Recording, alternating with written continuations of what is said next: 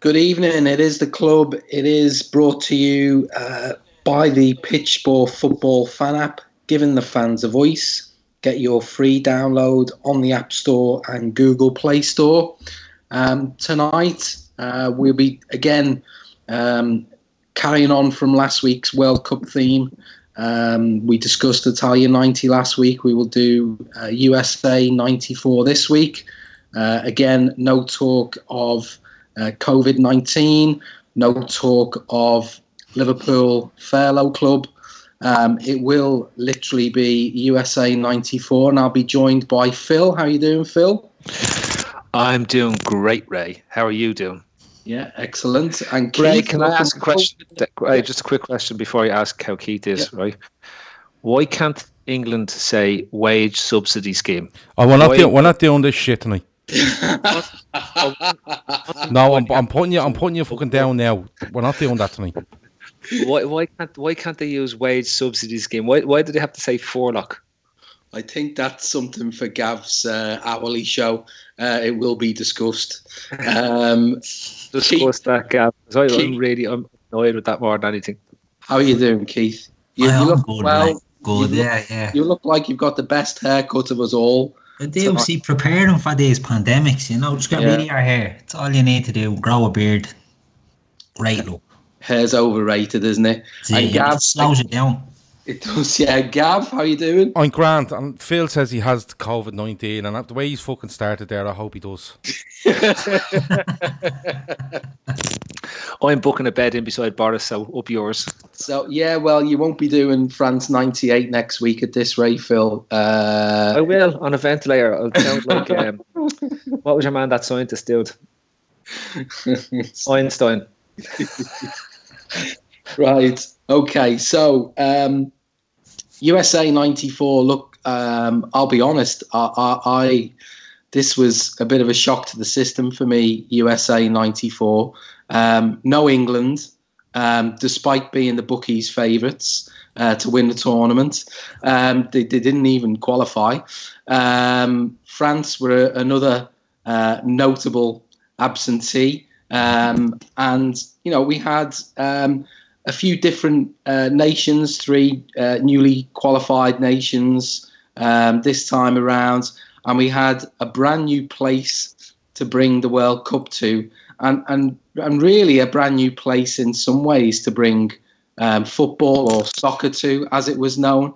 Phil, did you? I mean, I remember at the time, not only was this a strange one because England weren't there from my perspective, but there was a little bit of skepticism around it going to America. Was it the same sentiments from people in Ireland? No, I'll be honest with you, Ray. But like for me, the '94 World Cup always stood out as it's almost it's the bizarre World Cup of them all. It's the controversial World Cup, right? Because even before the tournament gets going, the Czechoslovakia breaks up in the qualifiers, right? And they end up playing called the representatives of the Czechs and Slovaks. They don't qualify from the group.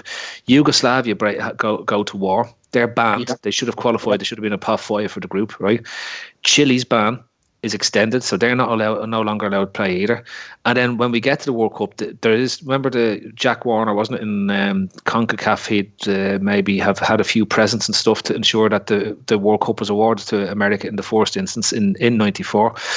The MLS is celebrating its 25th anniversary this year, and the MLS exists solely because of America to get the 1994 World Cup. So FIFA insisted that they set up a professional football league if the World Cup was to be held in the US at that time. And then there's the changes. So we talked about last time, the back pass rule has come into play. Yeah. So goalkeepers can't pick the ball up anymore. Remember, when we were talking about 90 World Cup, they were rolling it back still. And they brought in 3 points for a win to try and encourage attacking football. And the biggest one that we take for granted today, right? This is the first World Cup where players' names are on top of their jerseys. So everyone today has, like, when you see the players, they have their names on the back of the jerseys. This is the moment that it becomes normal. And the last bit, it's the first World Cup that I remember that the main sponsors dominated the advertisement breaks. Gillette, Fujifilm, a load of others that were there behind it, and it was a real American thing. Now I know we'll get into it, but I remember the build up to this, and I remember the difference in coverage between Ireland and England, right? The English were loads of others that were there behind it, and it was a real American sort of. Now I know we'll get into it, but I remember the build up to looking down their noses at the World Cup being held in the USA because they weren't involved in it, right? This is after, like, this is this is what had happened. How come they hadn't qualified? Like, it's not going to be a great World Cup because England aren't there, Wales aren't there, Northern Ireland aren't there, and Scotland aren't there, right? So it's the first time, I think, since 1930, something like that, that none of the what would be classed as the home nations had qualified for a World Cup. So there's a real sort of negative vibe, sort of saying, well, what type of spectacle is this going to be? Like, with teams like Bulgaria and Romania and Nigeria and South Korea and Greece. Like, this is going to be a terrible World Cup. And imagine, like, after getting into America, they're going to have all these poor teams. Whereas in Ireland, it was revelation again. It was like, we now qualify. It's a World Cup. Well, that's what we qualify for. We missed out on Euro 92. We should have got there, but we got there by hook or by crook. We have a dodgy Alan McLaughlin goal in Windsor Park in the rain. Billy Bingham saluting the crowd, thinking that they'd done justice by getting the Republic knocked out as well. But then Alan McLaughlin pops up and scores what will be known as the epic goal for all time. But anyway, for us, it was just as exciting. There's the pennies went mad on the gear. We were talking about there's Bermuda shorts, like fluorescent green, fluorescent white, fluorescent orange. And believe it or not, you can get fluorescent white. It exists. We have this. It can only be called a cat's abortion of a T-shirt that pennies came out, right? It literally had the flag of every European nation to qualify, with Ireland, USA 94, and Mick McCarthy's modelling for pennies as well. It's sensational stuff. If somebody can look it up. And of course, then Jacobs had rolled back out their shaky shamrocks, which we didn't cover off in 1990. I was very disappointed with that, but we didn't roll it. Completely forgot about that one. So our country was going mad, and the other part was there was 400 million Irish people living in America, which meant that we were essentially the home nation and not the Yanks, because they didn't understand football. So that meant Ireland and Italy were essentially playing as the home nations in USA 94, and then of course they get teamed up into groups as well, and it was the rematch. Their first group game was going to be a rematch of the last game Ireland played in the 1990 World Cup and got knocked out. It was a chance for revenge, and that's what we're seeing. So in terms of a build up, this is just the other side. We also had the emergence of Roy Keane just before the tournament, and all of a sudden we have this world class midfielder just break out, and it's like, Jesus, who's your man?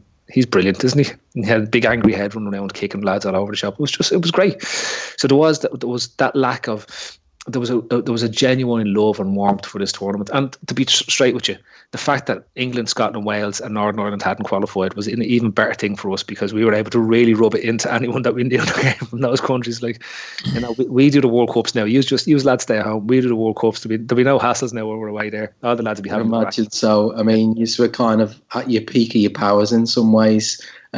Keith, just in terms of Ireland, just to expand a bit on what Phil said there, you're probably still too young yourself to make a journey over to the US, but Ireland, two of Ireland's games are held in New Jersey, and obviously it was always going to be that there was going to be a massive amount of Irish fans, both living in Ireland and travelling over and going back down to the credit union to do their kitchens again 4 years later by miraculous coincidence. I mean, did you know people around that time who were travelling over? Did you kind of get a little bit more of a sense of what it was meaning now to be at a World Cup?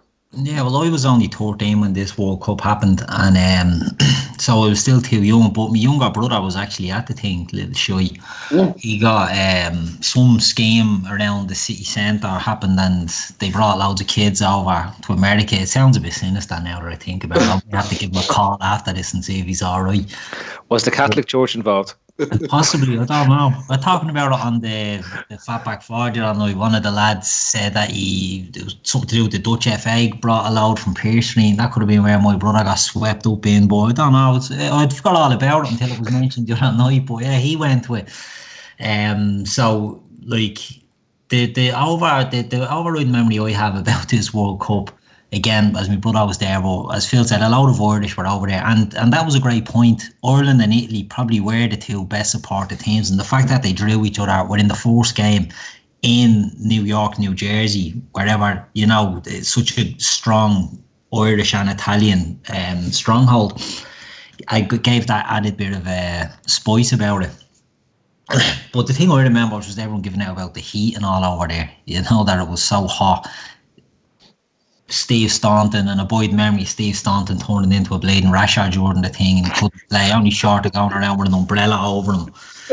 But it was just a new experience for Ireland as a football nation. You know, we were only learning the ropes nearly. You know, we'd been to Euro 88, we'd been to Italia 90, and now we felt like we had a team. And if we look at the team that was in this World Cup and we compare it with the Italia 90, it wasn't as good of a team, but it had a more of an impetus of younger players brought in. As Phil touched on, Roy Keane had come into the team. We had Gary Kelly, I think McAteer and Phil Barball broke through as well.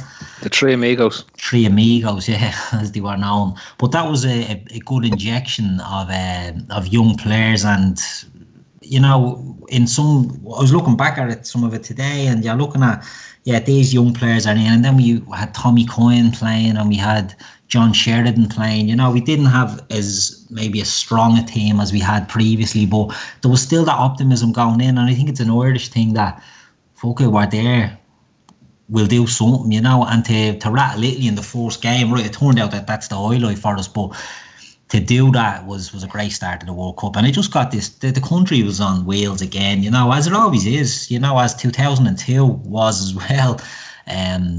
This was just more of the same. Pubs were going apeshit a bit later, the games. Now, I remember this game, I was actually babysitting for my aunt. They were in the pub, everyone was in the bleeding pub, so I got the curly finger up to babysit. But it wasn't on too late, you know, and that was the thing, like, how late are these games on? Is it middle of the night jobs? But they were actually all right. And I got to enjoy it, but not as much as Phil. Like, Phil was saying he's that bit older and he's at the drinking stage or whatever at that point, probably. But I wasn't. I was still a bit away from that. Well, I finished the leaving cert the day before the Ireland-Italy game. Right time. I did my last exam the day before and literally went to the off licence. I was 17 at the time, obviously still not legalised. I managed to finagle my way to buy a tray of Budweiser to go off to watch this match, and we started drinking about 4 hours before the game. By the time the game came around, like, I've had to watch that game back afterwards, about 2 years afterwards, to see exactly what happened, because it was nothing. I think I saw more at the back of the chair than I did the actual match itself, but it was just madness going back then. And Gav, you were saying before we come on, you know, Ireland get through the qualifying by the skin of the teeth, and Phil mentioned it there.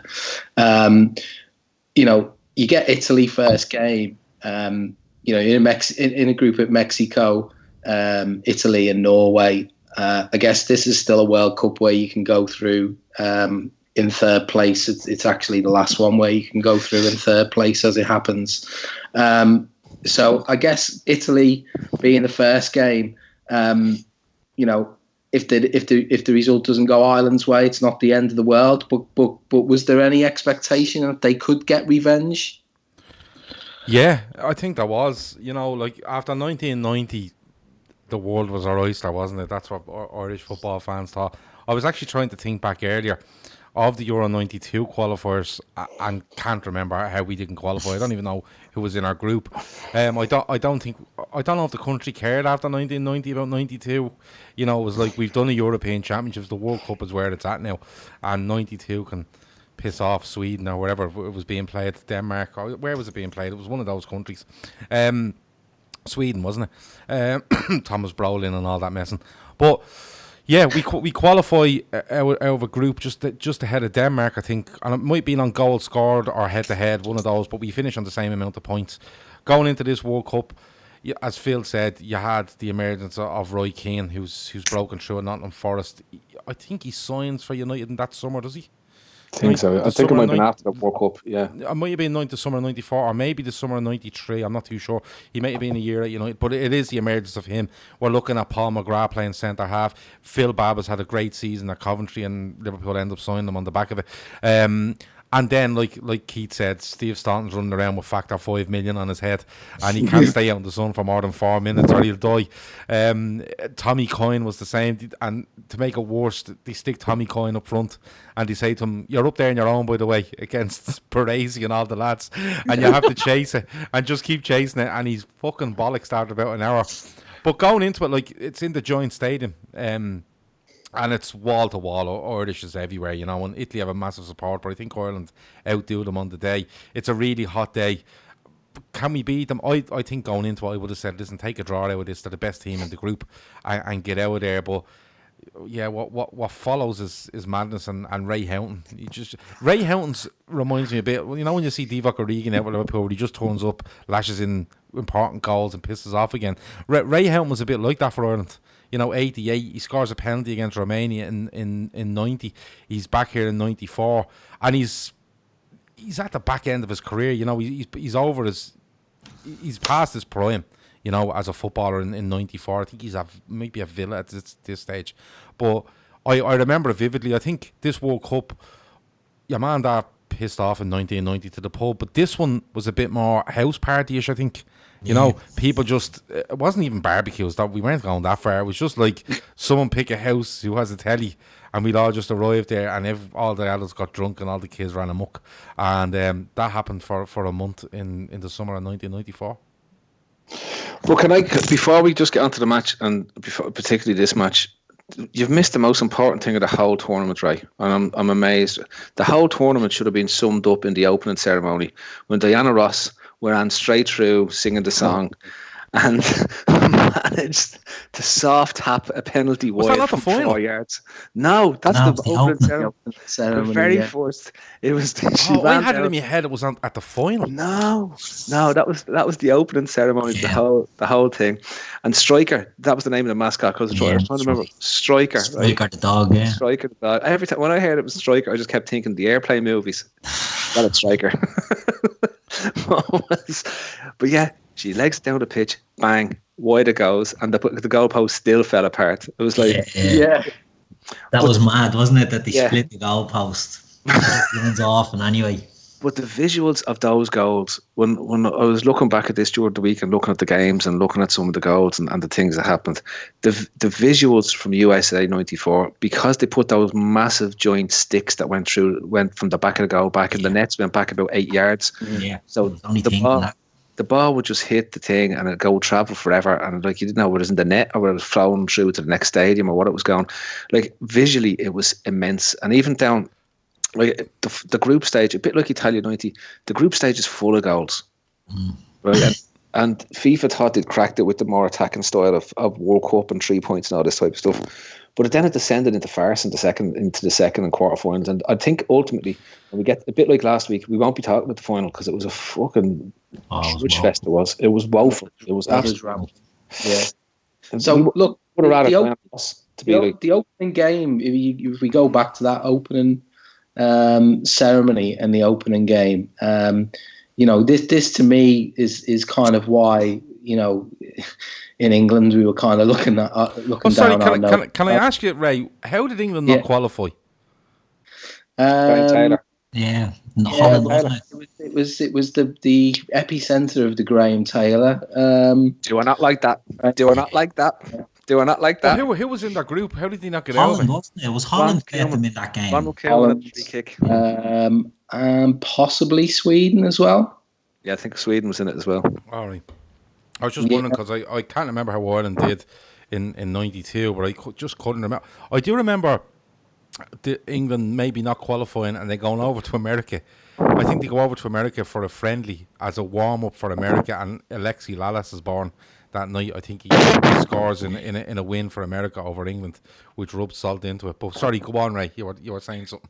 No, I was just saying the first game, obviously, if you look at that group, the USA, they draw with Switzerland 1-1.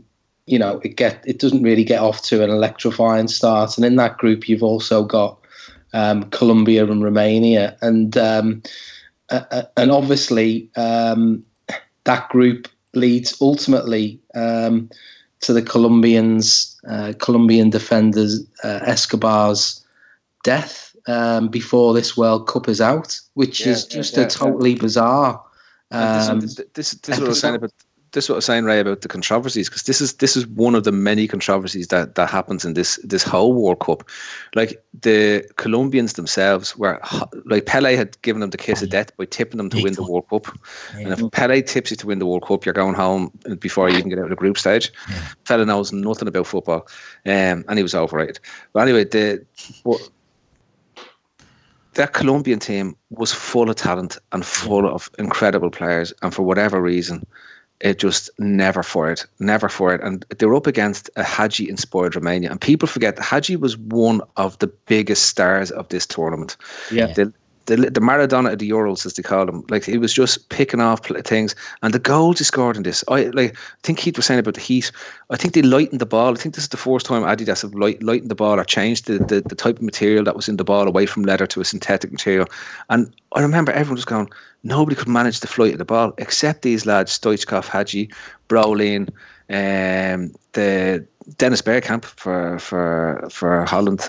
John Sheridan, you mentioned John Sheridan there. There was a campaign to get John Sheridan to the Ireland team before they went away, and that's why we changed our shape, because up until the big thing happens, Noel Quinn gets injured, does his cruciate ligament, and then that's how Tommy Coyne ends up having to run around everyone against Italy in joint day. But this is phenomenal. Romania were just. I remember Romania. There was also that Adidas kit which they used for everyone. Remember, it was the one that Liverpool had, the red with the 3 white bands coming up onto the torso part, and they used it for absolutely everyone. The difference between the international kit and the club kits was that it was like different coloured lines that was down the side of it. So don't match the flag or whatever. Yeah, exactly. And every single decent team that World Cup wore that kit, with the exception of Brazil. Yeah, I mean, if you just look at that group as well, I mean, and this kind of seems to, happen through a lot of groups. You get teams, the likes of Romania beating Colombia 3-1, and then in the next game losing 4-1 to Switzerland. There was a lot of that which seemed to be going on in the group stage. And then even by the last game, Colombia are beating Switzerland 2-0, and Colombia are exiting the tournament and Switzerland are progressing. You look at the group with Argentina in it. Argentina start, on fire with 2 wins. They beat Greece 4-0. They beat Nigeria 2-1. They end up losing the third game 2-0 and coming third in the group. And to all intents and purposes, in every other World Cup after, obviously they go out because they come third in the group. They just managed to get through the group. But obviously this is where Diego Maradona, he plays the first 2 games and that's his World Cup over. Yeah. I thought he played only the first game. He scores. No, he plays the first one, scores against Greece, and then it's the second one against Nigeria, is it? That's what he fails the drug test on, was the second game.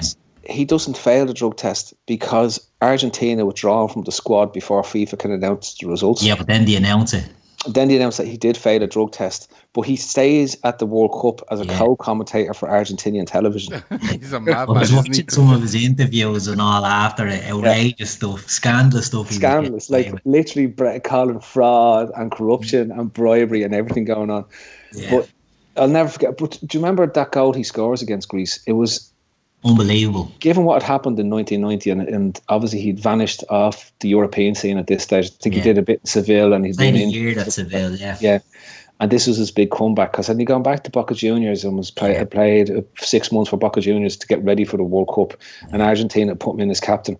And like, ephedrine can't make that much of a difference to you because like ephedrine can't develop that touch and the awareness and the skill and everything like that. Like, it's such a shame because the way he went into that Greece game and even how he played in the Nigeria game, he looked like a player that was about to light up that World Cup. Yeah. And I would take a drug-riddled Maradona lighting up a World Cup any day of the week than losing him. And I think we lost something from that World Cup by losing Maradona because he was literally off his mallet. Do you remember the celebration? Like, he went over and ate the camera.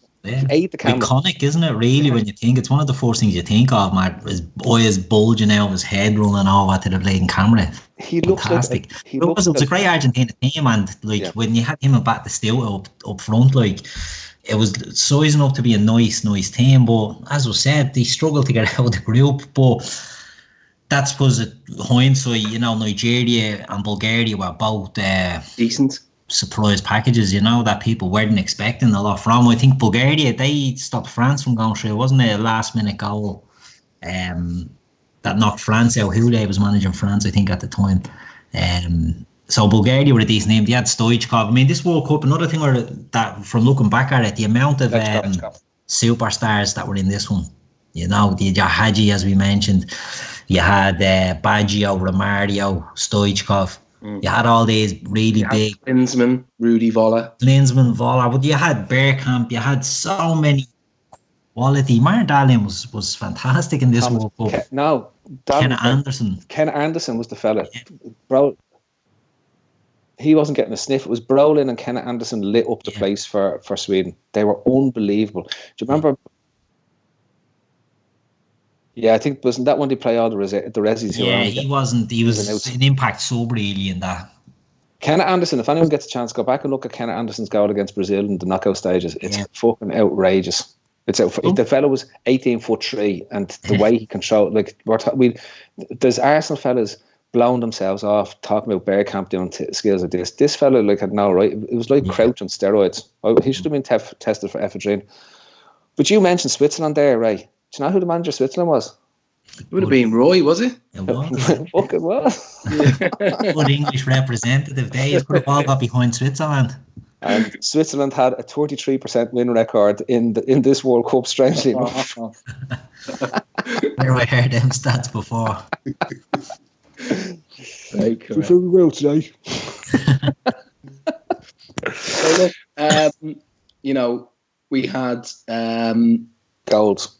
Yeah, goals. we had an awful lot of goals. I mean, in comparison to the previous World Cup, we had an awful lot of goals, and you know, that group with Argentina in it had a ridiculous amount of goals. You know, 4-0s, 3-0s, another 4-0, a couple of 2-0s. 2-1. You know, Germany again in their group. You know, they probably got a tricky enough group with Spain being in the same group, but also with South Korea and Bolivia, you know, the two teams that you'd expect to go through went through out of that group. Brazil and Sweden go through out of their group. We should touch on the 42-year-old Roger Miller. Yes. Scoring again, the same age as he was in the last World Cup, scoring again. To equal his record as the oldest player ever to score in a World Cup. Equal the record. It was 28, yeah.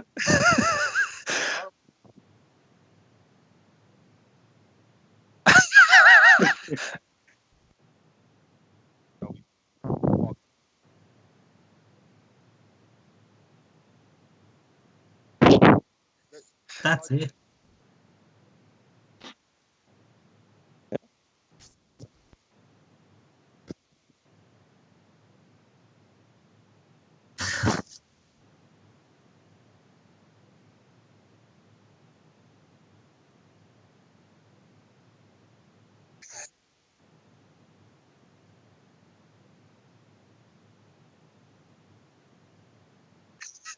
%, yeah.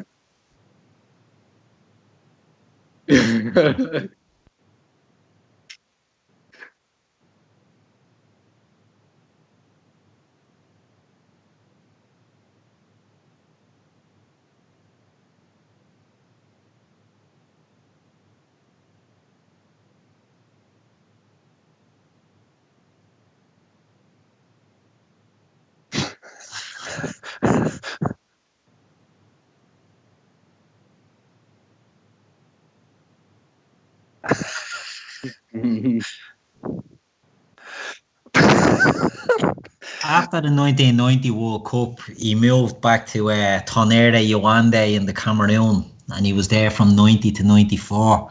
So he might have been just taking it easy, you know what I mean? He was at Montpellier before that, so he Saint-Etienne, Montpellier. So he done a stint in the French league and then decided to go back and play in Cameroon for 4 years. Then he just rested. He just said, "Oh, this is me done for a bit." The legs up. There's no doubt in my mind that Roger Miller had something on the back of a smoke box to say. 1990, when he's heading out of Italy as home to a hero's welcome. Just him. The rest of them they can forget about. Roger Miller's heading home in 1990. There's no doubt in my mind, in the back pocket, he has something on the back of the smoke box that says, lads, it doesn't matter what I do. I'm going to be a fucking van driver for the next 4 years. I'm going to the World Cup in 94. Or possibly it just says the next time you qualify you can play, which would have been the crack if it had been 2006. And, he was fucking 64 years of age and he went, I'm playing, haven't I? And he's like, what? You know what I mean? They couldn't even insure him to travel that far because of his age. But no, Roger Miller was going. There's no doubt in my mind. But come here, this is the group that also had, it was an Oleg Selenko scored 11 goals in the 6-1 win over Cameroon. And he finishes top scorer, but doesn't get out of the group. Like, he literally just turned up like a bit like the reverse Roger Miller. What was his name again? Oleg Selenko. Did he end up at Rangers? He did, yeah. Yeah, I remember that. Yeah, well, he just turns up for one match, unlike Roger Miller, and says, right, I'll do me a bit of work for one match and then I'm off. Good luck to this, lads. 11 goals and a 6-1 win, and then heads back on the plane and says, I'm done. That'll get me a nice big contract up in Rangers. Because remember, that was the time Rangers were throwing out money all over the shop. Jean-Pierre Papin, the works, all the lads were going to Rangers. Rangers was the Manchester City of its day. Well, Rangers is where Gascoigne ends up. Gascoigne goes, yeah. Brian Laudrup, like there was a few big players passed through. Frank or Ronald de Boer, like a few. I think did both the Boers not have a go at Rangers? I think Frank was arsing about in Barcelona while Ronald was in Rangers. I thought both of them ended up having a little go there. I'm nearly sure they did. No, you're confusing that there. So look, Cameroon. One thing they didn't manage to solve from the 1990 World Cup was leaking goals. They leak 11 goals in the group, and they finish bottom. There's a couple of groups here which finish. You have 3 teams finishing on 6 points. We mentioned the Argentina group. There's also another group that has the same outcome with Holland, Saudi Arabia and Belgium all finishing on 6 points and progressing. Saudi Arabia scored the greatest ever goal at a World Cup outside of Maradona's goal. Saeed Ouairan ran all the way. It's a bit of a stinker, isn't it? Because I looked it back today and I was about to say the worst best goal ever. Loads of scaldy deflections and all get him in, but fair play. He got another goal, which was a cracker as well. Keith, the trick was the fellas that looked. There was two players that looked brilliant in this World Cup. Yeah. It was either the really good lads with the ball at the feet and didn't have to run around much, Stoichkov, Hadji, Baggio, all those lads, right? Or the lads who could run in 900-degree heat, right?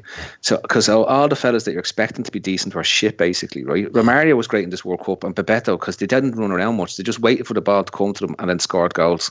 Yeah. And defenders were so fatigued by 60 minutes, that's when they started scoring all the goals. Yeah. And again, this one, the lads from Saudi Arabia were able to score loads of goals because they were used to playing in these type of conditions in their own domestic league. Whereas if you took the lads from Ireland... and Norway, like Ireland and Norway played out the worst. We thought the Ireland-Egypt game was bad, right? I watched the Ireland-Norway game back again, and literally it's something you would do as torture in Guantanamo Bay, like to Islamic terrorists to get them to convert back to Catholicism. Seriously, it's insane how bad that game is. The Norwegians' tactic was to play diagonal long balls from their right back to a forward that was on the left wing side, and Ireland's tactic was to hoof the ball from one end of the pitch and run up after at the other end of the pitch, and that's what they did for 90 minutes.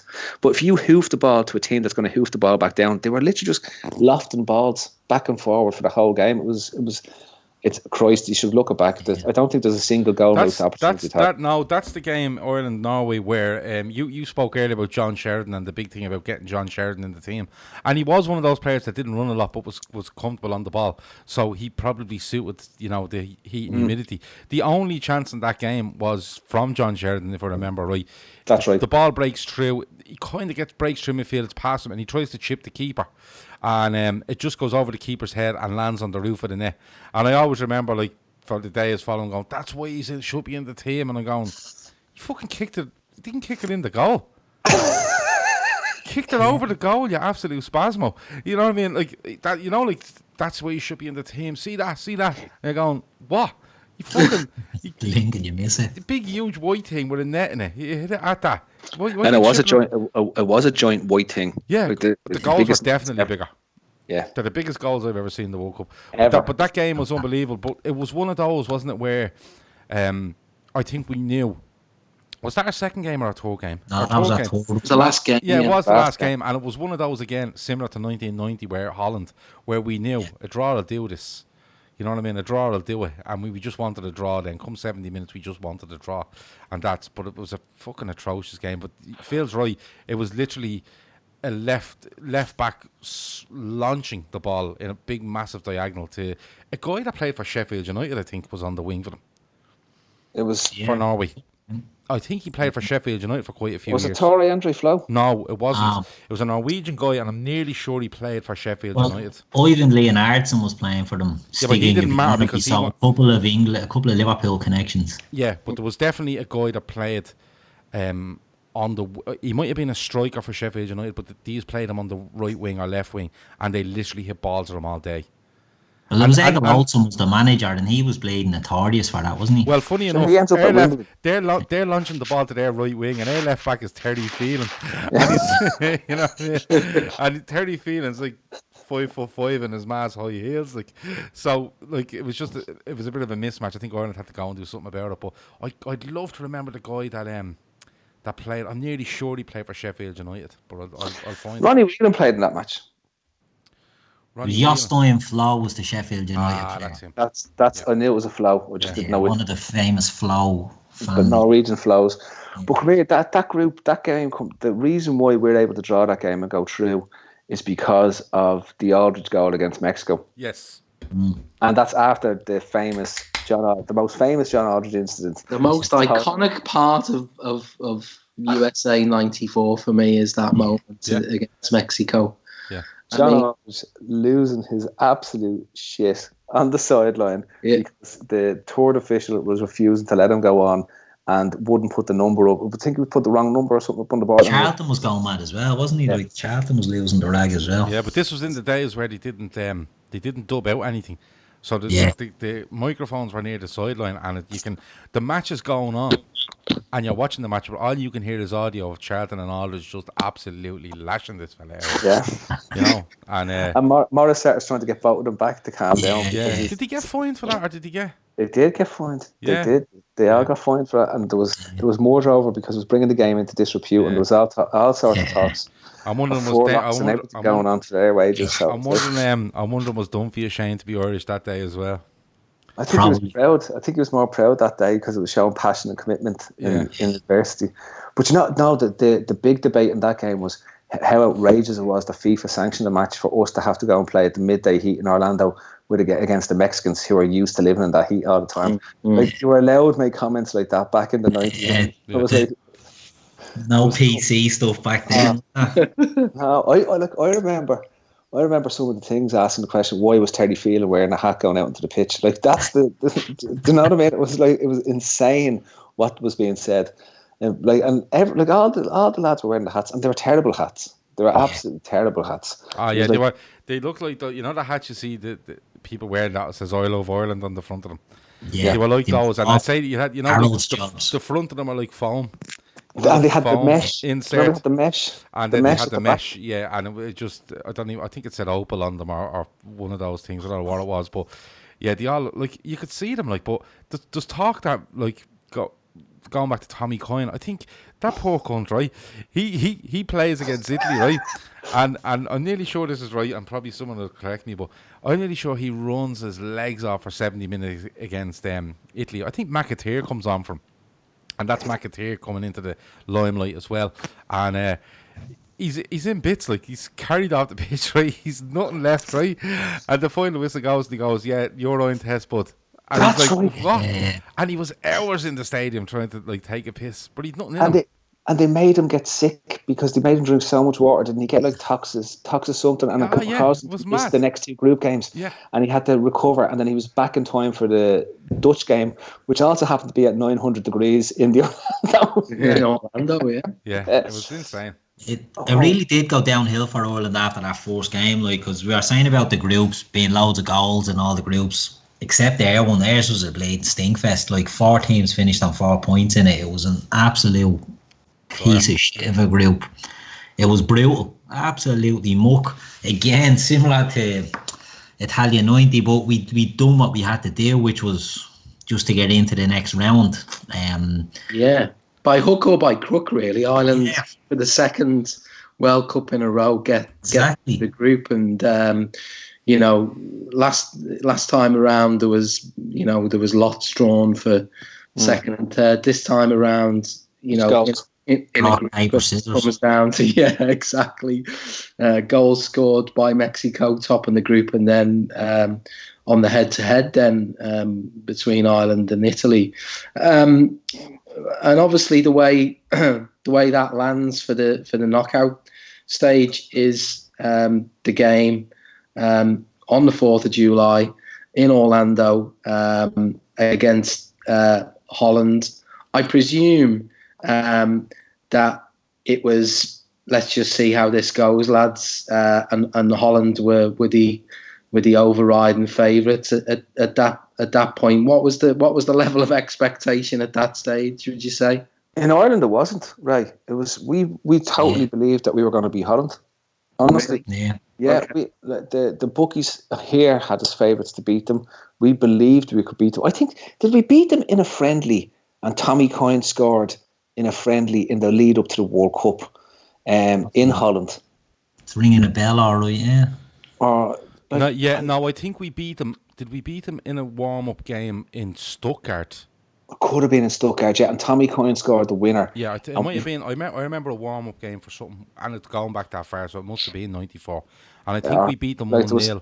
Somewhere in Germany, I think we beat them 1-0, and everyone's like, lads, this is great. But isn't it gas like how Ireland just go into tournament, score 2 goals to get to a quarter final, and your man off Russia is scoring like he's the golden boot, and he's gone home after 3 games, and Ireland are just waving at him like, you know what I mean? It's like, I don't know how, like, you know what I mean? It's like, you know what I mean? Like, it's like, the only way I can think of it is like, if I go out and play golf, right?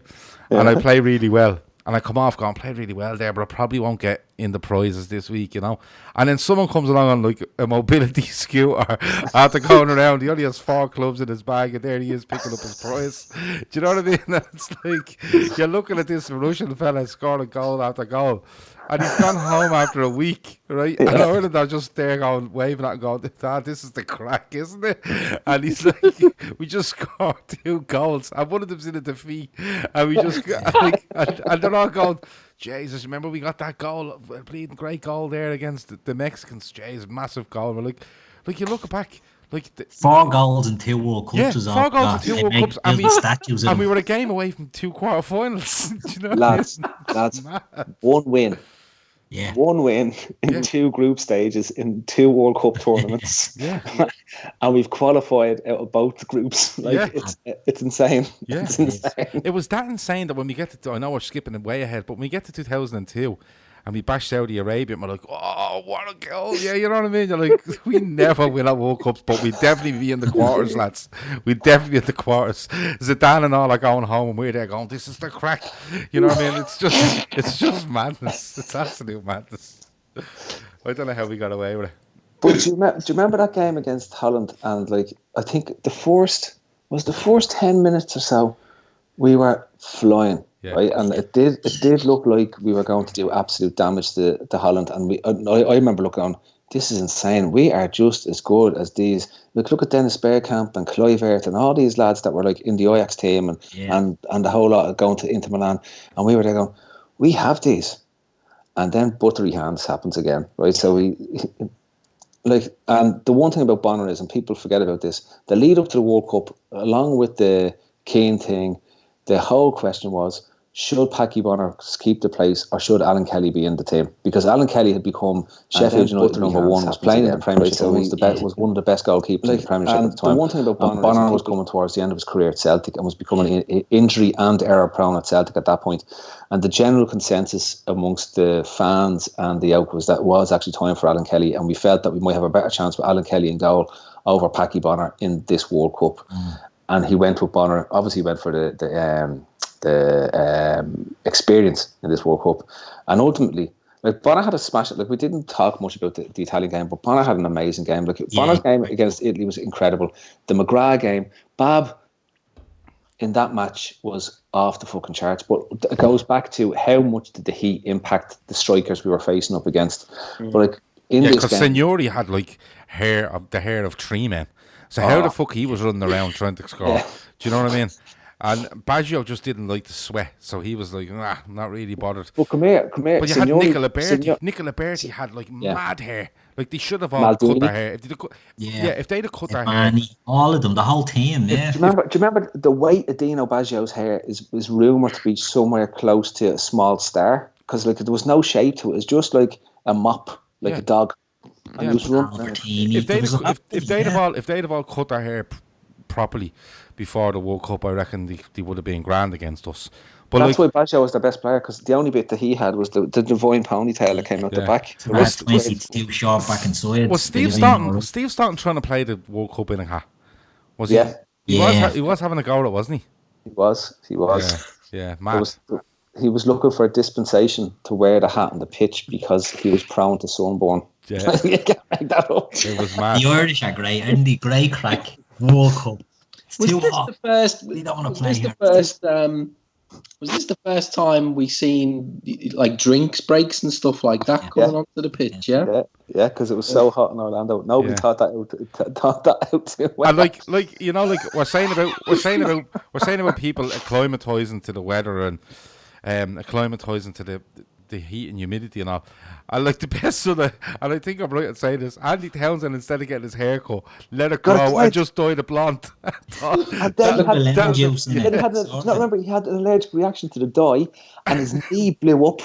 He got his hair dyed in Orlando after the Mexico match, and he couldn't play in the Norway game because his knee swelled up because of a reaction he had to the hair dye. It's actually, this World Cup is insane. And again, the Russian fella with 7 goals is going home, and Ireland with a fella that's dyed his hair in a barber's, right, with a blown up knee, is waving at him going, I can't get over it. Was it John Motson or Barry Davis was praising the Romanians for all dyeing their hair blonde to confuse the other teams so they wouldn't know who they were marking? That wasn't this one. No, the Romanians didn't dye it in this. That was a late one. They dyed it in 98, I think. Was it 98? Yeah. With Hadji wasn't rocking around with a blade. No, Hadji would have told you to piss off. But it was was it Mewtwo and Adrian Illy and maybe that 98 World Cup. Yeah, 98 World Cup, because didn't they play England in the groups in 98? This is the one where Zubizarreta is playing a goal for Spain, and he's essentially the Spanish Peter Shilton at this stage. Yeah. Well, do you remember when we get on to the Italy-Spain game? It's the one where Costa Corta scores the header, and it just bounces in front, and he can't get his hand up. If you go back and look at the ball, is whipped in from a free Dino kick. Baggio Dino Baggio scores now. Heads it down in front of him, and Zubizarreta's hands are here, and the ball is literally 6 inches from his hands, and he's too old. He can't move his left hand to do anything. Instead, it bounces over him into the net behind. Do you know what's mad? Zubizarreta was only 33 in this World Cup. Yeah, but he had a hard paper round for fucking. But that's it. I'm picturing him as nearly 40. I'm having him as nearly 40. I've just checked. He was only 43. He's still playing golf for Barcelona. Ray, well, this is all going on, and we're having the crack in America, scoring no goals and winning the tournament. What are you doing? Are you supporting anybody? Is there anybody because of their jersey I like them? What are you up to? I mean, I always, and to be fair, a large part of England would be behind Ireland. I know it's the complete opposite really as to how you would sort of view it. If it was the other way around, Ireland are not a World Cup and England are there. But there is a distinct lack of interest all the way through this World Cup from an England perspective. If you add in the time difference and so on, like you have to make a certain amount of effort to stay up for games, watch certain games. So for me, me personally, I don't pay an awful lot of attention to this particular World Cup. I'm the same age as Phil. You know, I'm 17 as well when this is happening. It's just not something that I get particularly excited about or look back at fondly, because I do genuinely like following England at the World Cup, and if they're not there, then it really sort of lacks a certain amount of interest for me. Yeah. You know, but look, we get onto we're obviously into the knockout stage. Ireland go out 2-0 to Holland ultimately. I mean, is there complete deflation for you lads at the end of it? Was it really kind of coming crashing back down to earth at that point? No, I don't think there was. I think it was, for me, when you looked at it, it was the end of an era for many players in the squad. You know, like you talk about Packy Bonner there, you're probably looking at Houghton plays on for a little bit, doesn't he? But Houghton's past his peak at this stage. You know, you look at Paul McGrath, and people think Phil Barber's going to go in there and sort that. But there's other players around the place as well.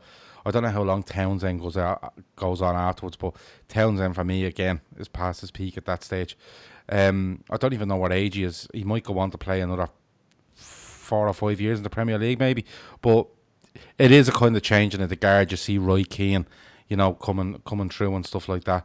McAteer makes the appearance against Italy, but I think afterwards Ireland was just like, and Ireland were like this, Ray, in the 90s, was like, well, you know, sure, Jesus, like, you know, you can't be doing that against Holland and expecting to win, and you know, and now if we just went then, you know, there was never kind of a deep analysis of it. It was great crack while it lasted, and we'll probably get another couple of weeks out of it while we watch the rest of it, and hopefully we get to the next one and we can just go on the lash again, and that's basically what it was. There was nothing more, nothing less to it. As was said earlier, there was a confidence that we could have beat Holland. Do you know what I mean? There genuinely was, but like that, when we didn't, it wasn't like head in the hand stuff, which it seems mad. Do you know what I mean? It was just, well, you know, we had a good go. It was a bit of crack, wasn't it? And we'll move on, we'll go to the next one. Like, really, we're a weird country like that. I mean, we go through the round of 16. Germany beat Belgium 3-2. Voller gets a couple of goals. Klinsmann scores in that one. Philippe Albert got an absolute cracker in that game, but it was too little, too late. Too late, yeah. You have Spain beating Switzerland 3-0, and obviously, I know history since then paints Spain in a different light, but this is, you know, ultimately Spain, you know, come up short like they would often do at ornaments. But, you know, at that stage, you know, Spain were a real threat. Luis Enrique, one of the scorers in that game. You had Sweden beating, you know, the surprise package Saudi Arabia 3-1.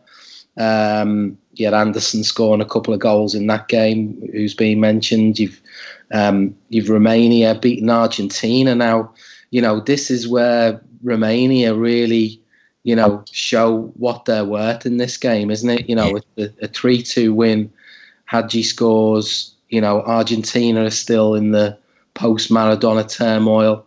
And anyone got any memories of that game in particular? Romania, Argentina? No.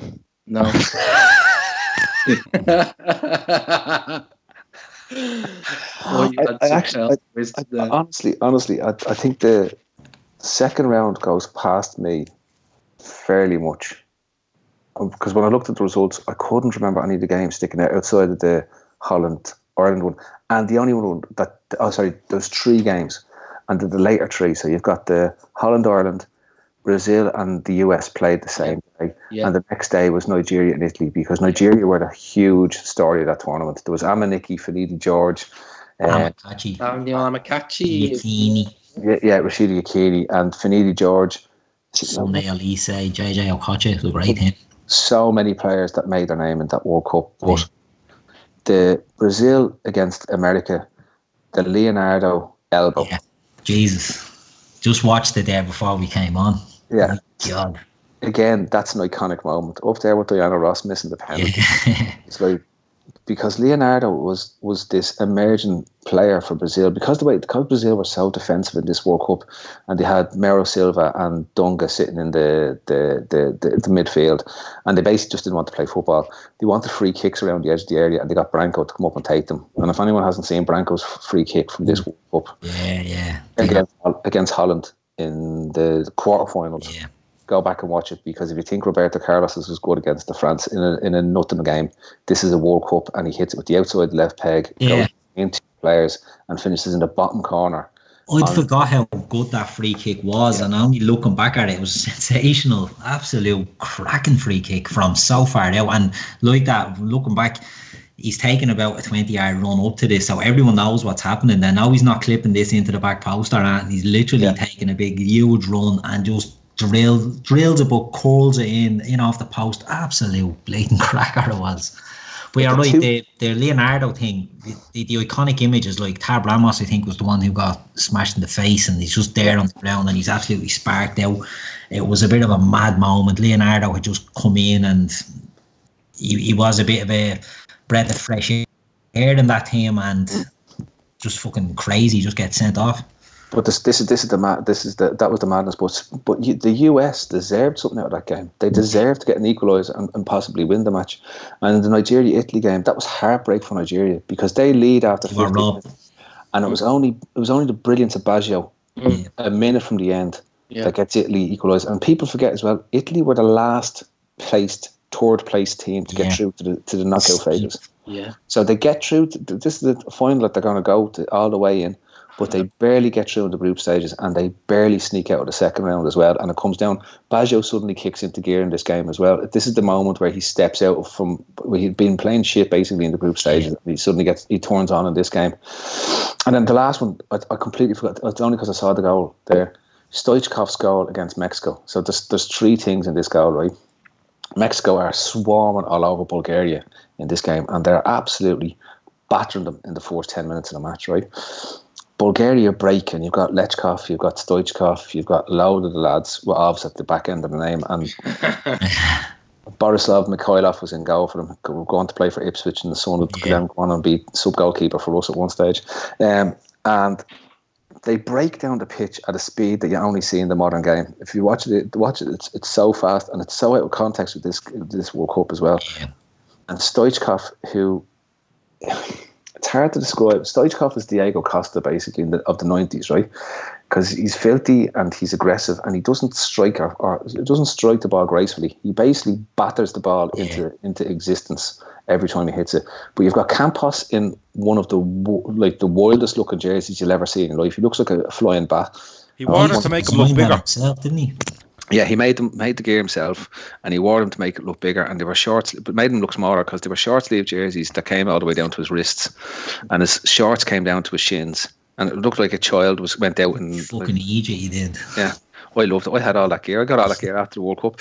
Anyway, and Stoichkov, the ball gets played into him, and he cuts inside, and when he unleashes the hammer of God against that ball, and it goes only if that was a normal goal. It wouldn't, like the net would have broke and the ball would have gone straight through it. It's only one of those mad American goals that goes on for 4 6 feet behind the post. Yeah. He's actually, I was just looking him up, Stoichkov. He's now currently a commentator for Univision Deportes. So he obviously is still in the game in some capacity with some huge player. Barca man. What's that? He's a huge Barca man. Is he? Yeah. Yeah. So look, that is the round of 16. From that, you then move into the quarterfinals, and Italy.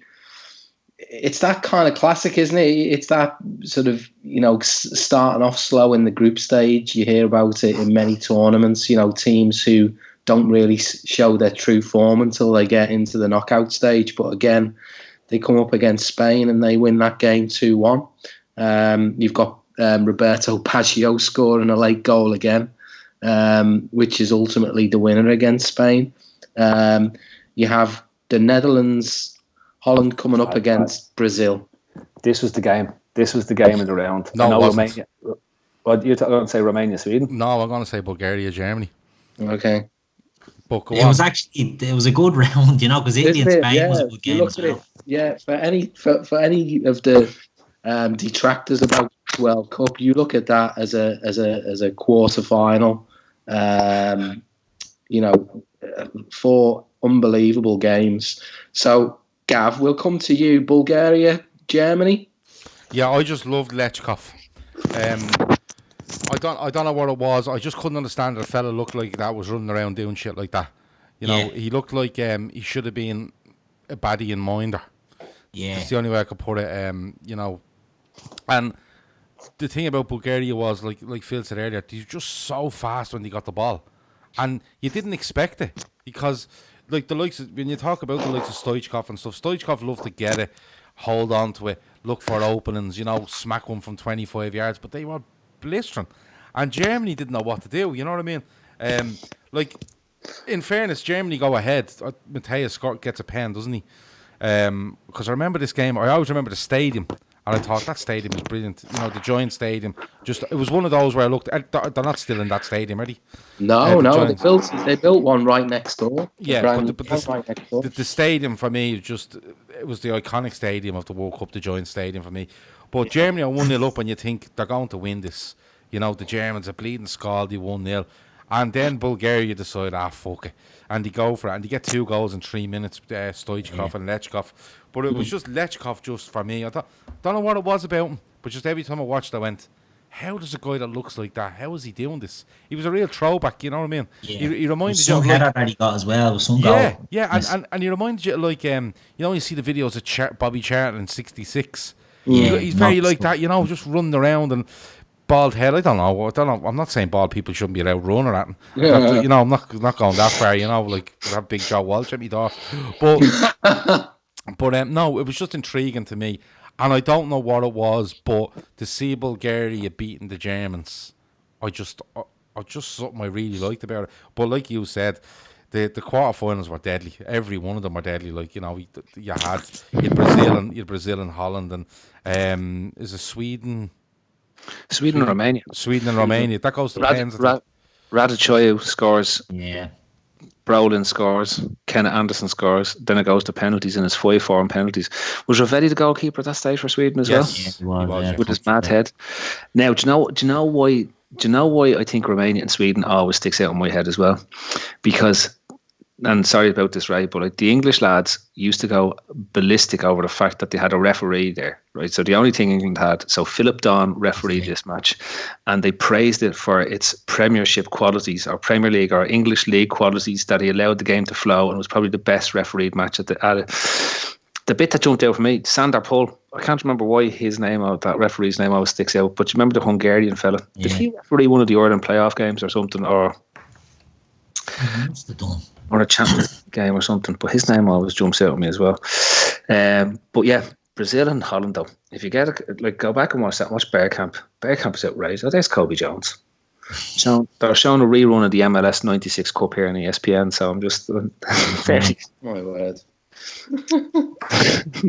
there's timing. But yeah, I just remember that Sweden game, and I remember watching it, and remember watching Sweden because Sweden had a decent Euro 92. Did they have a decent Euro 92? They hosted it, and Brolin was the man. He's doing this jump in the air, twirly around the thing. He ends up at Leeds. Do you remember he ends up at Leeds, and he's about 8 stone heavier than he was in 1992? It's a long time. It's a long time before he ends up at Leeds. I know. He plays for Parma. He's with Parma in Italy. Yeah. Parma in Italy. Yeah. And then he gets fat. And it's during that period where Sweden have this kind of stranglehold over England and always seem to be England's nemesis. Did they knock you out with Euro 92, was it? Yeah. And I think they were in. They were in the group to qualify. To qualify, for this, which is the Graham Taylor kind of experience. Yeah. So at this point, great days then. Sweden are becoming a bit of a household name in England for all the wrong reasons, definitely. So we get through those quarterfinals, and we end up with, I guess, 4 teams, 2 of which are not a surprise, and 2 which very much a surprise. Those being Bulgaria and Sweden. And unfortunately, the way it works out is Italy play Bulgaria, Brazil play Sweden, and we do end up with the predictability of a Italy-Brazil final. Roberto Baggio scoring again for Italy. That's what we're saying, right? He just comes alive from that second round on when he scores those goals in the second round against Nigeria. So he gets the 89 and 101 to penalty. From then on, he just keeps scoring. He scores he's got 2 there. I think does he get 1 or 2 in the quarterfinals? He gets 1 in the quarterfinals against Spain because he scores the winner against Spain. Then he scores 2. He scores the 2 goals here against Bulgaria. So he's on 5 going into the final. I think he's second top scorer at this stage because I think Selenko has 106 goals after that one game. He got hooked off in one of the group games, didn't he? When Pagliuca got sent off. No, it wasn't against us. Pagliuca got a red card and Saki took off Baggio and everyone was going mad. What are you taking off Baggio for? And he came out and said, like, I only wanted fit players on the team. So there was huge question marks over his fitness at this World Cup. But he seemed to, in this trench, you're right there, Phil, from the sort of knockouts up to here, he was on fire. But then I think the injuries or whatever, the fitness that was at him seemed to catch up with him then in the final because he has a good game in the final, but he just isn't able to do it, and then there's a lot of miles in the legs, I suppose, by the time he takes that last penalty. But he really was absolutely sensational in those knockout games, that knockout phase. He was absolutely unreal. But Italy were poxed in this because if you remember going back to that Nigeria game, Paolo Maldini should have got a red card.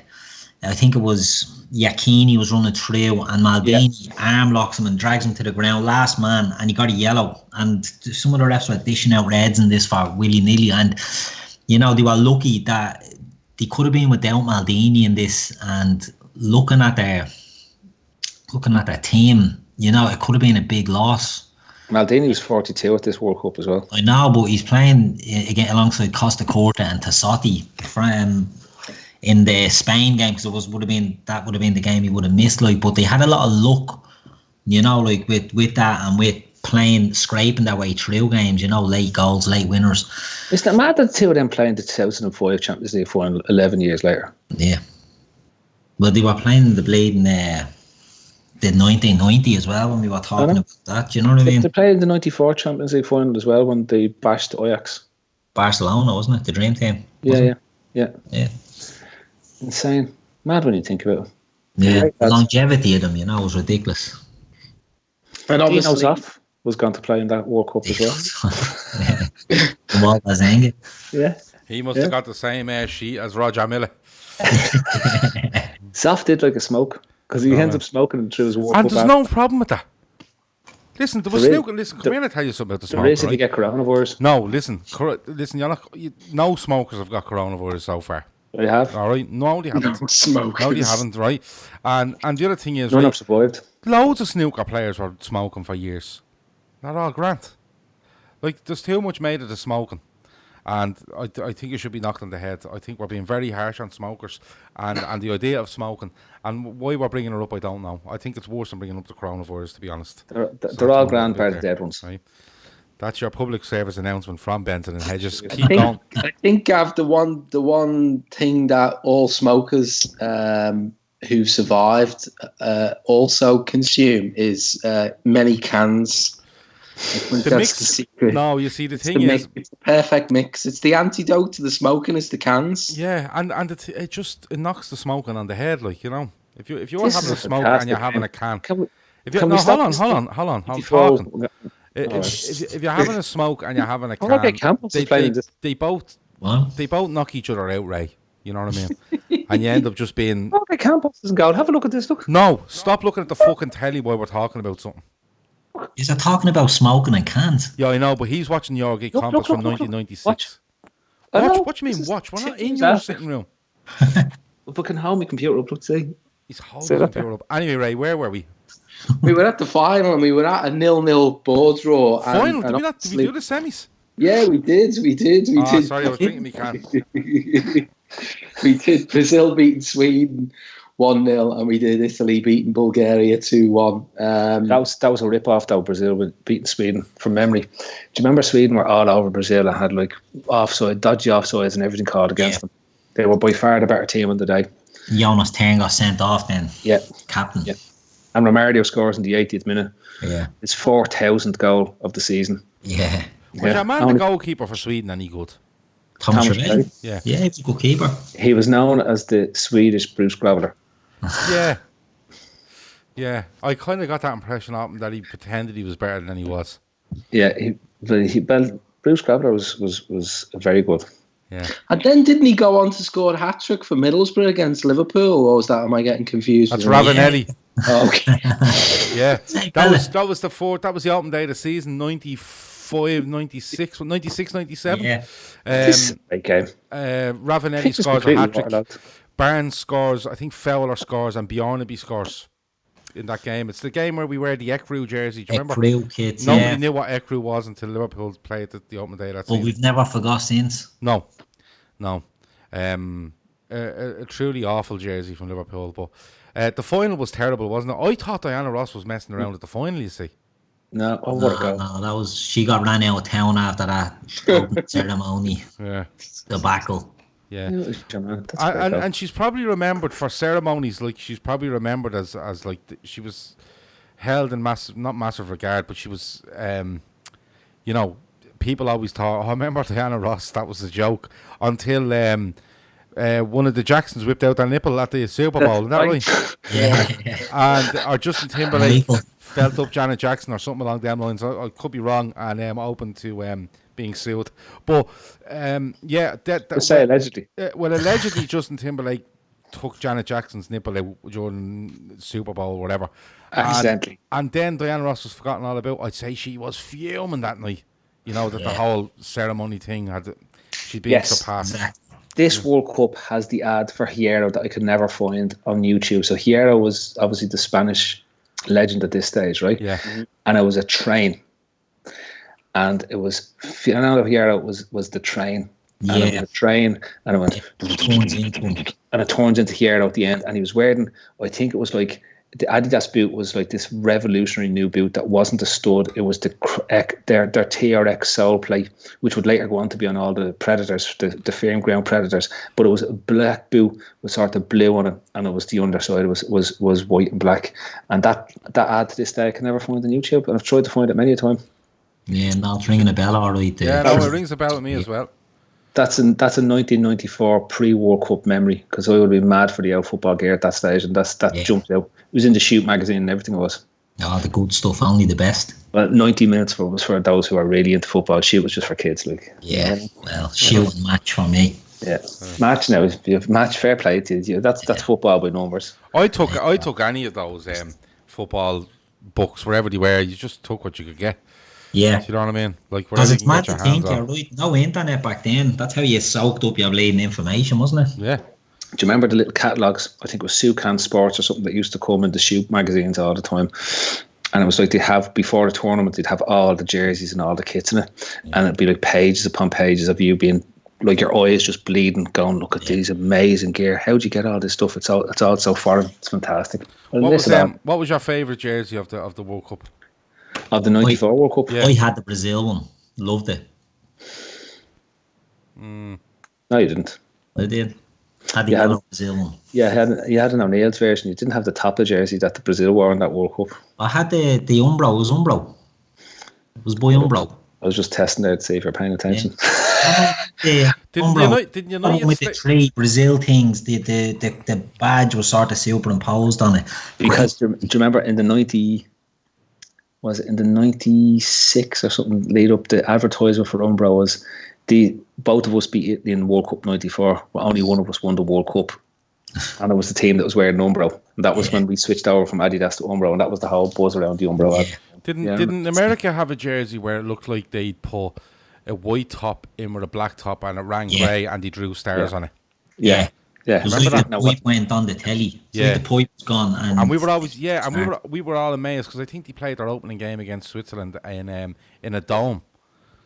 Yeah, I'm nearly sure they did. And somebody in the chat there said, and the name when he said it was brilliant. I'll get it in a minute, but it was an American lad that scored a deadly free kick, and Eric Winalda. Eric Winalda.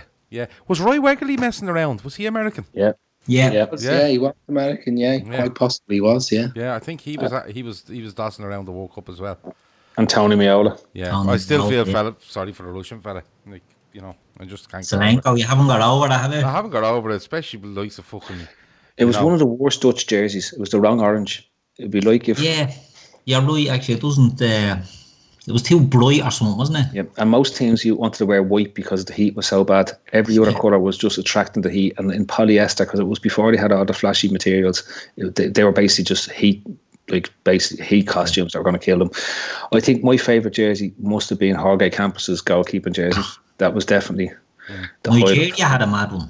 Nigeria, I was going to say Nigeria, but it stands out as the best looking jersey at the World Cup because it wasn't like anything else that was there, and that was the reason why it was the best. And the Argentina ones were lovely. The blue away kit Argentina when Maradona scores and runs to the camera. Yeah, like a dark blue. Dark blue, but it has the diamonds. But didn't he have a similar dark blue in the 90 World Cup as well? Yeah, and I think that might have been a nicer one, the 1990 one. It was a nicer because it was made by Lecoq Sportif and not by Adidas. Yeah. Right, Ray, are we doing the quiz? Yeah, we're on to the quiz, and I have to say some of the chat has really sort of I'm going to have to change a couple of the questions on the fly here because, particularly Phil has completely ballsed it up. And would that be because he's talked about these things, or is it because he's mentioned? Hold on. It could be any reason from the following. Okay, he's spoken about COVID-19.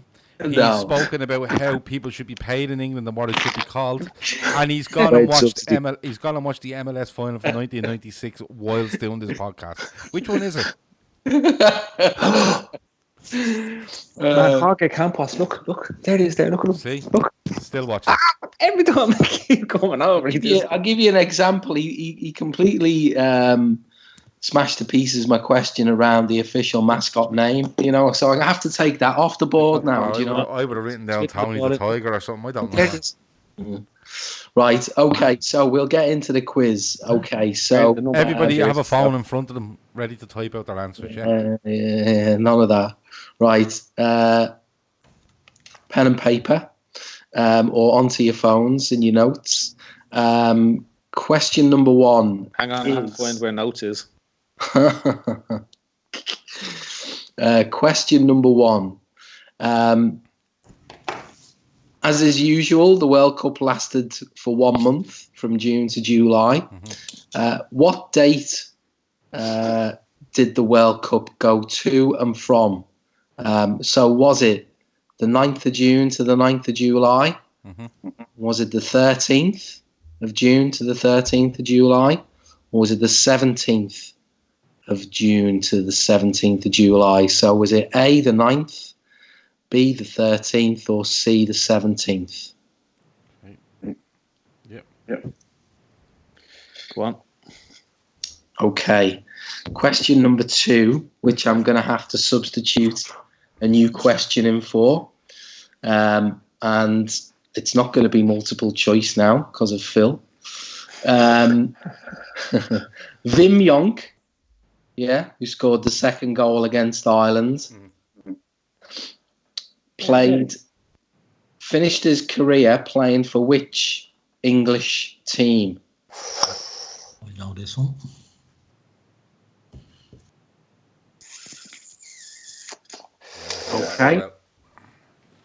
Okay, so Italia 90 was the lowest score in World Cup with 115 goals.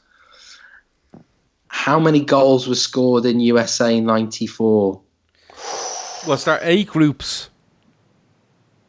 Yeah, exactly the same number of games this time around. So no differences. 32 games, 64 games. Is it 64 games? Something like that.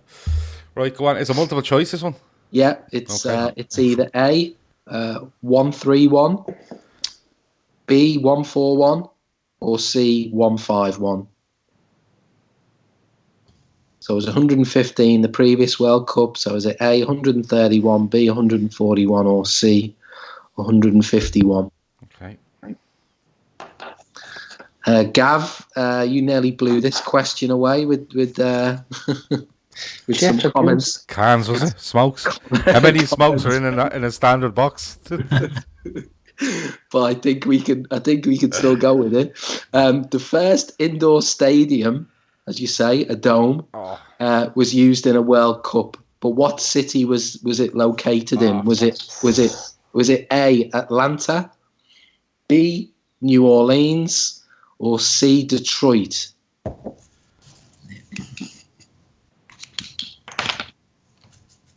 I think I know the name of the dome as well. Well, do you know what? I'll give a bonus point for anyone who can tell me the name of the dome. Yeah. I know the name of the dome. So do I. I think I do. I know the name of the dome. I'm going to say whether it's right or not. Okay. How many venues were there for USA 94? Was it A, 9, B, 10, or C, 11? What was it? Many venues. Stadiums. Many venues for USA 94. Was it A, 9? Yeah, A, 9, B, 10, or C, 11? Yeah, I know how many that was. How the fuck would you know that? You have to be guessing that.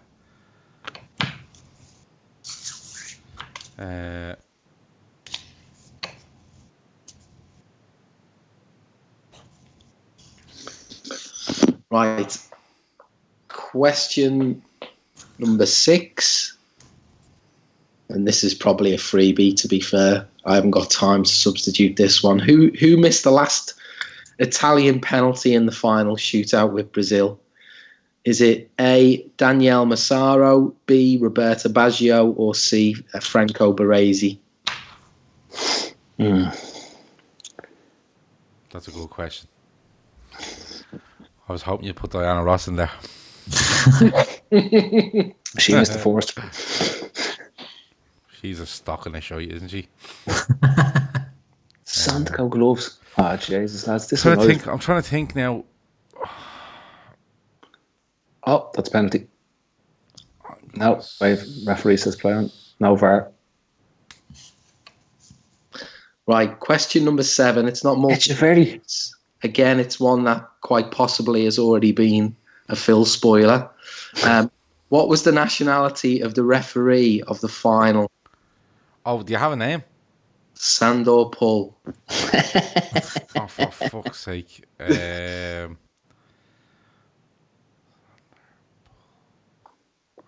to say... Oh, there's those white boots. The white Predators. The first version. Marco Echeverri. Do you remember him? Yeah. Phil, fuck off. Question number 8. Name the 3 countries who qualified for their first World Cup in USA 94. Sweet Jesus. 3 of them? Yeah, 3, first time. And we're not including the fact that it's West Germany. Yeah. Changing to Germany and all that stuff. That's fair.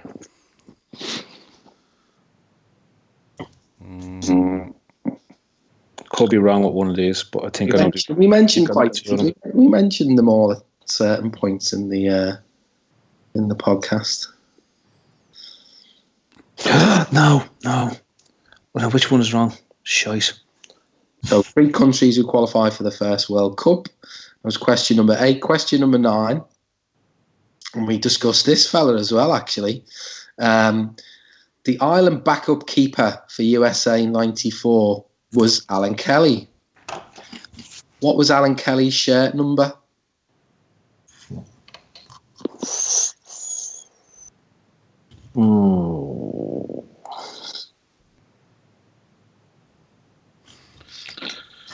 So question number 9. The Ireland backup keeper was Alan Kelly. What was his shirt number? The squad number? I'm still thinking about the other one, the 3 teams.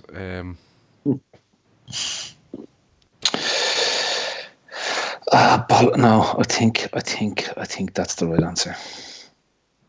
What was the short number? The obvious one is 14, isn't it?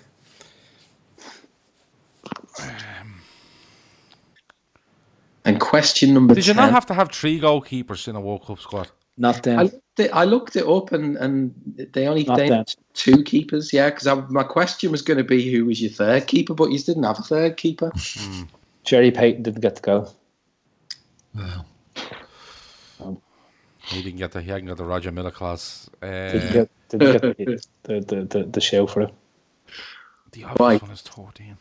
And the final question, Risto Stoichkov, Oleg Solenko, they both got big mentions. They were joint top scorers. Mm-hmm. How many goals did they score? That's easy. Yeah. Oh, is it? Yeah. It's the most common. Right, I have a number. Go on.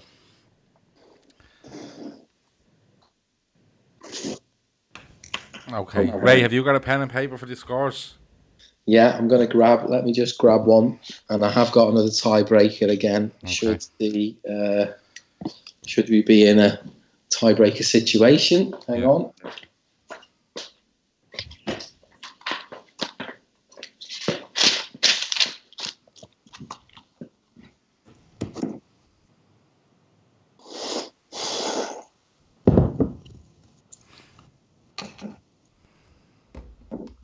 Right, so let me just make a note here.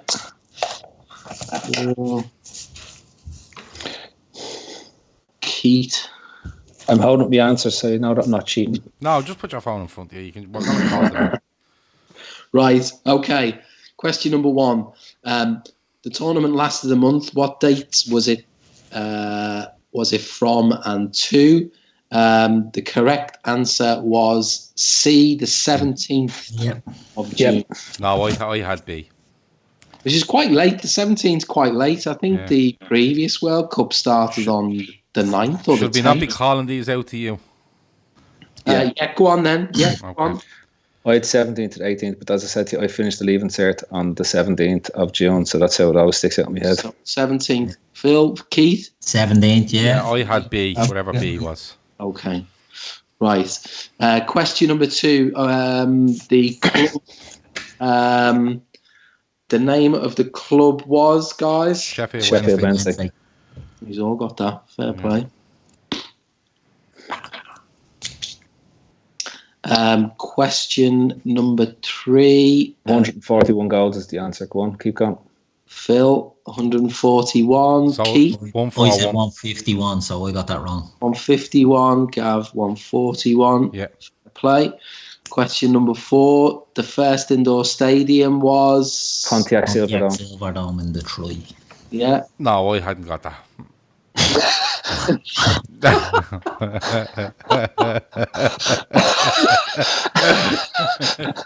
Hang on, you made the shout for the name. Yeah. I know, yeah, no, it's completely wrong. Do you know what I have written down? I have the Hoosier Dome written down. I don't even know what that is.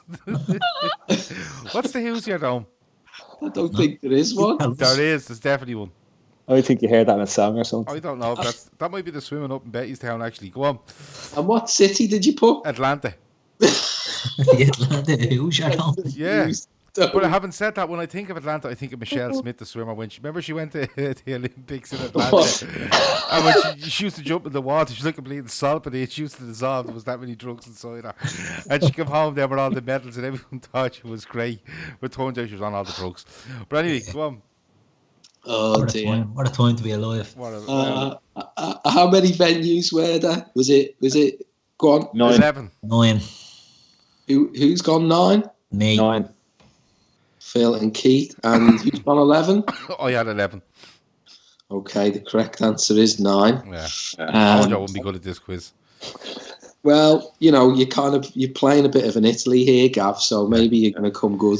Yeah. I don't think I will, but go on. Who missed the last Italian penalty in the shootout? I had Baggio. Baggio. Phil? Baggio.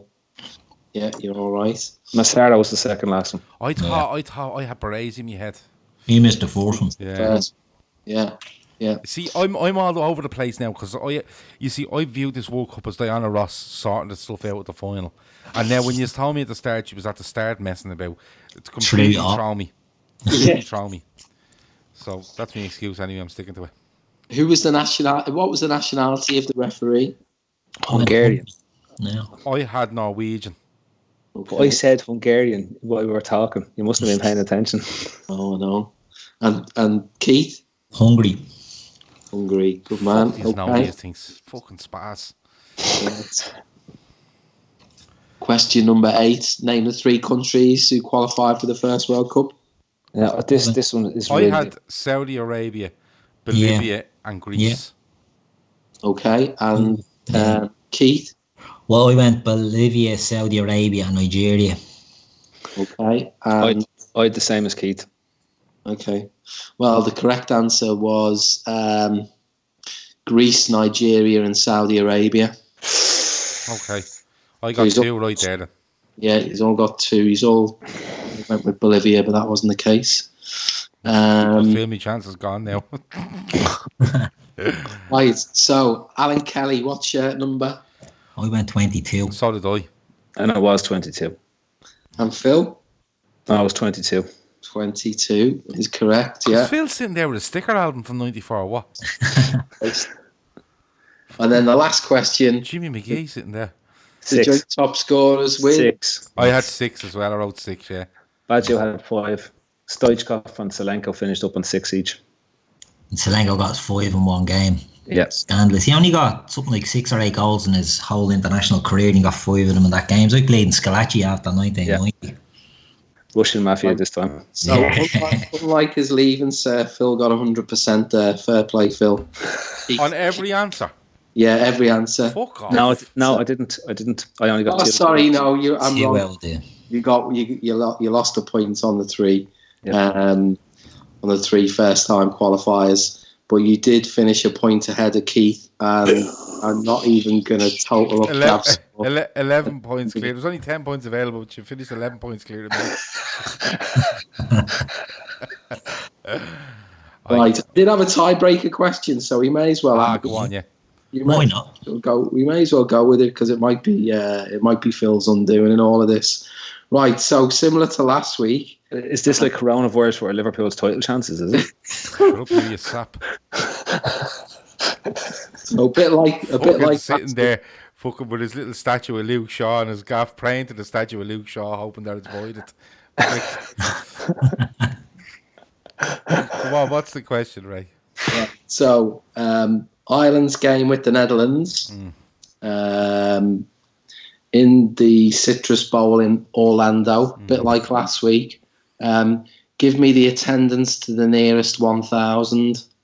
Who's going first? I'll go first. I'll go. Citrus Bowl sounds like a kip. 54,000. 54,000, Gav. Phil? You're going to hate me, but I know the attendance of the Citrus Bowl from college football. Okay, Keith. In 1994, you knew it. I'll go Keith next. They haven't changed it, you fucking I'm going They haven't done anything to it. 61,000 would be the nearest 1,000. It's 61,355 on that day. This is fucking madness. That's outrageous. Well, Keith, what were you about to say? You were about to say? I said 60. I wrote down on all of me little blade now. Where's the camera? 60. And Phil goes with 61,355. But that's because I know the answer. So. It has to be said, Phil is a genius when it comes to Wikipedia. Beautiful mind. Is it 61,355? It is, yeah. Fuck off, the show's over. Whatever. That's fucking ridiculous. Did he write the questions and send them to you? So look, that was USA 94. Gav, when are you next on? When can we listen to the fallout of the furlough mania? We do it tomorrow, will we, Keith? Yeah. Why is it not 4 lock? It is 4 lock. Yeah, it's 4 lock. It's, I don't know. furlough. Who gives a shit? It's a make you board. It doesn't exist. We'll do it tomorrow, Keith. Yeah. Okay. We'll talk about that tomorrow. Good stuff. Right. And next week, with a bit of luck, some of us will be back to discuss. Are we going to do France '98? I was actually at the first game of France '98. Was Diana Ross there? No, unfortunately, Oh, there was a load of jocks. I know that much. Do you want me to host it next week and you can do the talking then since you're at it, right? Yeah, why not? Yeah. Okay, cool. Right. That means you have to do the quiz, Phil. That's fine, because I was in my drug phase at that stage, so I was like, I've no idea what went. Pink Floyd. I'm not surprised, considering you went through a fucking Rain Man stage in 1994. fucking two pigs at the wall and counting them as they land. 1998, the year that Phil Six was born.